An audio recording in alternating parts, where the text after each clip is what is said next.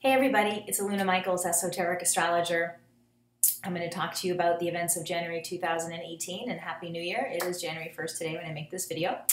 Okay, and by the way, if you would like to get an email from me, an article that I wrote about like a horoscope for the whole year, kind of a monthly thing, breaking down each month, you could contact me through my website. aluna@alunamichaels.com is my email, or you can go to my website, alunamichaels.com, and sign up to get my newsletter and horoscope and stuff that I send out. And I'll be sending that out probably around the 10th of January. So if you contact me before then, I can send it to you, or just email me and I can mail you the article. Otherwise, we'll just talk about this month right now. The first thing I'd like to talk about, I guess, is Uranus going direct. Yay!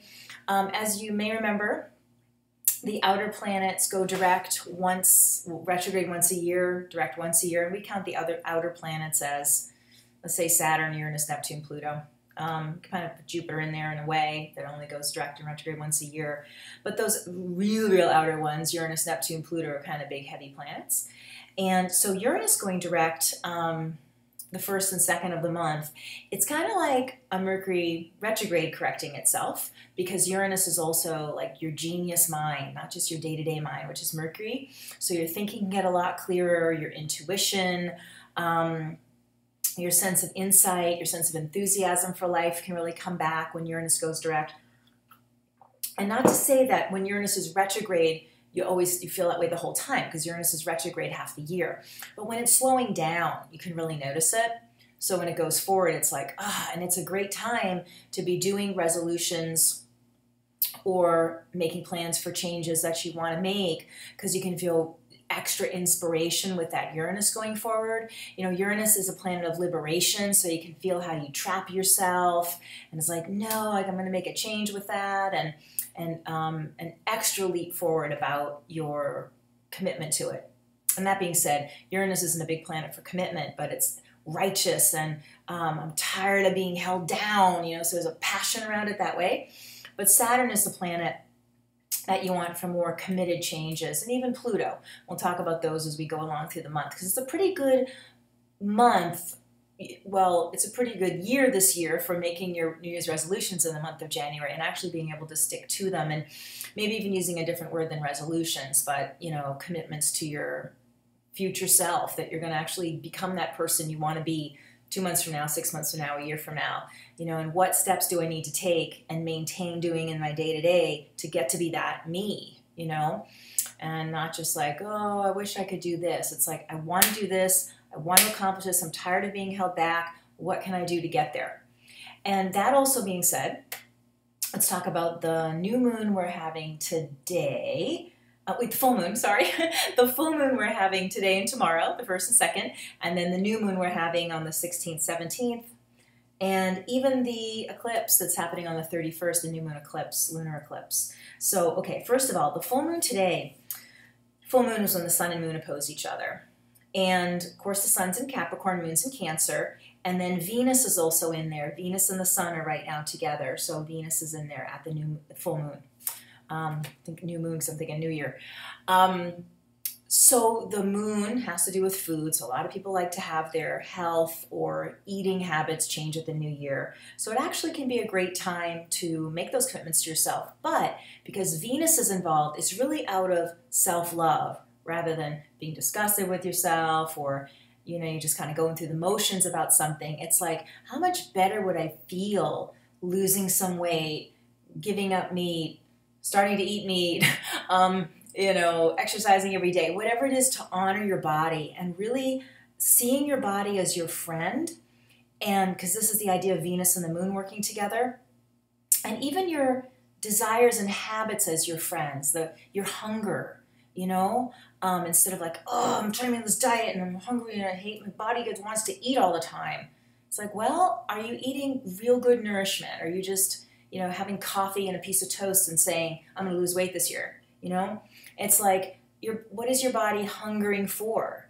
And, you know, if it is, like, you can't go low fat if your body's like that and your body's craving fats, like, to honor the craving, you know, because there's a craving for comfort when we look at Venus and the moon. And you want to feel comfortable in your life and comfortable with yourself. And so part of the resolution, even when it's dealing with your body or these habits and cravings, desires the body has, is not shaming yourself for having those needs. Like, I mean, this is embarrassing to say because I live in Florida, but it is freaking cold here. It is 50 degrees. And it's like this sprinkling rain. I'm just like, no. I went outside to put the trash or ran back indoors. But I know the whole country right now is so cold. And if you're going to like freaking eat salads, you know, for the month of January, that's crazy. You know, like it might be better to eat more fats and less carbs, or do kind of a paleo diet for a month or whatever, and then shift. And as the weather gets warmer, to say, now I'll incorporate, you know, less fats and, you know, whatever. You know, there's just something about kind of really seeing where you're at and not being mean to yourself. Because it's really mean to go like, you know, eat like heads of lettuce or something when you're 0 degrees out. You know, so just seeing the wisdom of your body, and that's not your enemy. It's not trying to make you fat. Just once its needs met, and being able to meditate and see what are the real needs and what's a compulsive comfort, you know? So it's like you could eat healthy and appropriate for the weather and not just suddenly go from 5,000 calories a day to 800 calories a day, but, you know, maybe you cut back 2,000 calories or something, you know, so you're honoring the fact you're going in the right direction. And then say, okay, my body's needs are met, and I'm still hungry, maybe there's emotional needs, you know, and look at that too, and that how the body might be crying out because your mind or your heart is really crying out, and being able to look at all that instead of, you know, ugh, me and my needs, you know. So it's like if you're lonely, you know, maybe the eating is covering up loneliness, and is my relationship fulfilling? Am I, again, listening to my own self? Can I reach out to better communication with people in my life? Can I break out of comfort zones and do more activities and feel kind of stimulated by life? Those are kind of the things about the moon being in Cancer with the Capricorn sun and the Venus involved. And then even when we get to the new moon, why I harped on all that, because it kind of follows through with all the moons this month. The new moon that we're having, the 16th and 17th, we got the sun, the moon in Capricorn, Venus in Capricorn, and even Pluto in Capricorn, all pretty close together, all 4 of those babies. And that gets back to that idea of commitment, you know, and it is, again, but the Venus is involved. It's a gentle commitment. It's a loving commitment. And Pluto also helps you to purge old habits, or the courage to dive in and see where is the pain that the eating covers up, or the compulsive spending, or the whacked out relationships. Like, what is this? Or self-hating thoughts. So Pluto can help you dive in and see, you know, what is in there? What is doing this? But that it can only happen when you befriend the hunger, whether it's spiritual, emotional, physical, all that. And you can go into what's behind it, you know? And so that new moon can also be, you know, again, another level of commitment to yourself. And allowing people in is part of that moon Venus as well, and people that you trust because it's Pluto. So there's a balance here between doing what you need to do, like I'm going to meditate every day, I'm going to exercise every day, I'm going to whatever every day, and that maybe one day you don't. Like, it's okay. Like how much energy you expend beating yourself up that you went off your diet and then you eat all day to punish yourself, instead of like, that's okay, lunch was a little, you know, went to McDonald's and had all this junk food or something, whatever you're trying not to do. Like, okay, you know, let's just go ahead, go forward. So there's a comforting, it's like honoring yourself that you can't do it perfectly, but moving so gently that you might do it more perfectly because you're not punishing yourself, you know? So that balance between allowing for a little humanness and yet still not being overly permissive that you go back to the bad habit. So it's nice when we have all this Capricorn, which is represented by Saturn, that, you know, the discipline, but the Venus and the moon is involved, like the self-care. So that's a nice combo. And knowing that this, also maybe keeping a journal of how good you feel when you're on your plan of whatever it is, you know, standing up for yourself in the relationship, or getting your work done on time, or curtailing your spending, things that feel restrictive, how much freedom it's giving you, how much good feelings, how, you know, so you continue on that path.